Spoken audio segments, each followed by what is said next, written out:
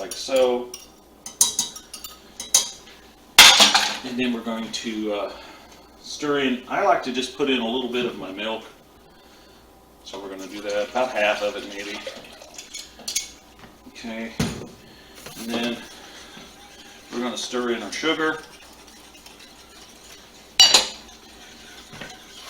And then let's put in our tapioca.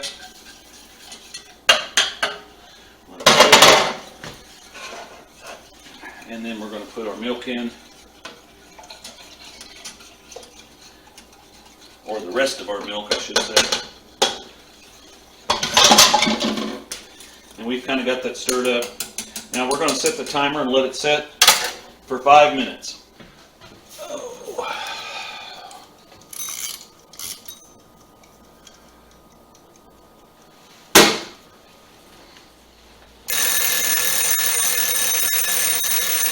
Bingo! Okay, so what we're going to do is we're going to turn our heat on here to, I'm going to start it out at low medium just to start getting this warm, because you can see from the frost on the pan here it's really cold, and so I don't want to scorch the milk. And so we're going to put it on medium warm, and we're going to stir this some till this starts getting warm. And once we start really cooking this, we're going to stir it all the time. And we're using a wooden spoon here, because you should always use a wooden spoon when you do puddings of any kind. There's a reason for that, and I can't remember what it is. But a metal spoon in a metal pan on puddings can cause the breakdown of the molecules incorrectly, or some kind of crap like that. So I'm not really sure. But that's just because, no, I'm making all that stuff up. Really, the only reason I'm using this wooden spoon is because that's what Mom always used.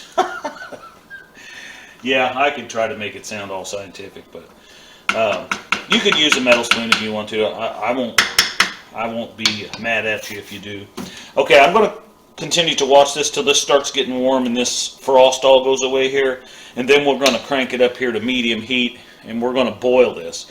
You got to bring this to a boil and then shut it off, and then that's when we're going to put in, we'll shut it off and take it off the burner, and that's when we're going to put in our vanilla. Okay, show you more.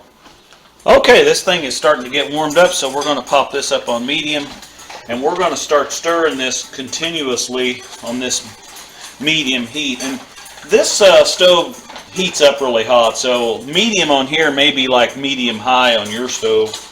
But, I don't want to put it up on high. I don't want to burn it. But get her cranked up there. You got to bring this to a boil. And I'm talking about a boil, and I'll show you. I don't want it just bubbling. I want it to rise a little bit. So, all right, I'm going to continue to stir this, and I'll turn the camera back on once we get to that point.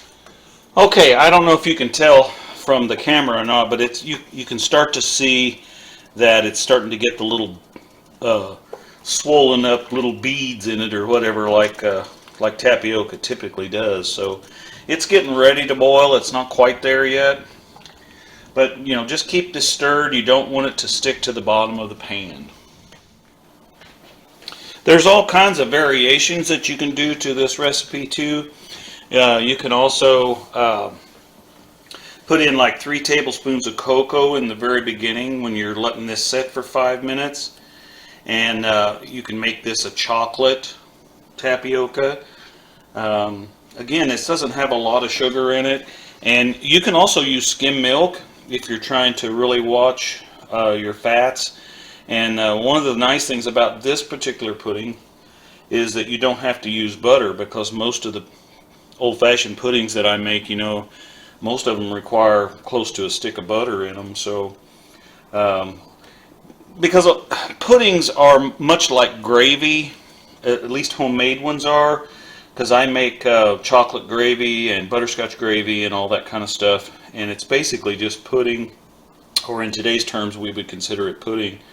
But back in the day it was made with whatever you had, butter and eggs, and you would cook it in a skillet, and all that kind of stuff. So So they kind of referred to them as gravies. Now you can see this is beginning to boil. See how that's boiling and it's starting to rise.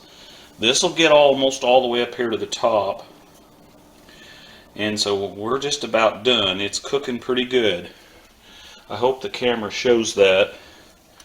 They talk about rolling boils. It doesn't say that on these directions, but I like to get it boiled up there pretty good. So you can see it's starting to really bubble now. So that's good enough. We're going to shut that off, and we're going to actually slip this over here off the heat like so. Set it on top of the griddle, and we're going to let that kind of cool just a little bit, because right now if we put our vanilla in there, it'll boil a lot of it off, and see it's starting to go down. It's cooling, so it's going down. And this takes about 20 minutes to set up, and I usually stick it in the fridge. But you know, you can see it's kind of getting thick. So yeah, that's went back down. Let's stir in our vanilla here. And you can use all kinds of stuff. I've made this with, you can use a dark rum there if you want to. If you want to make this more of an adult type dessert. I make a rum coffee jello that's actually pretty good. I'll have to make that sometime for the channel. Today was just not a good day to get out in the garden. I want to get you a garden update because we've got stuff coming up. But it's just been kind of rainy and nasty outside all day, so okay, I'd say that's stirred up there pretty good. So let's go fill our parfait dishes. It's really parfait, but I like to call them parfaits.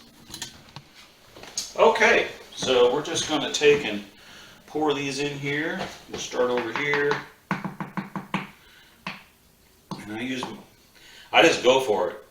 Now you can always clean it up. Just wipe off the edge of your pan after you pour it. If you linger and try to go slow, you'll make a mess.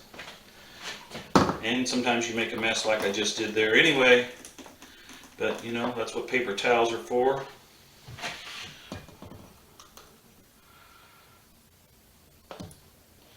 Usually makes about 7 of these, but it looks like this is going to be a little more, so that's okay. No, just about, yeah, it looks like it's going to be 8.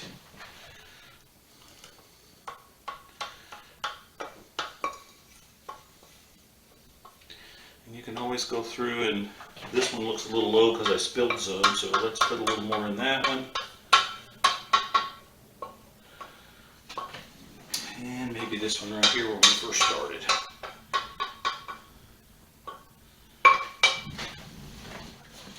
Okay, so we got them all poured and filled into our parfait glasses, or our dessert dishes. And I'm just going to simply put those in the refrigerator.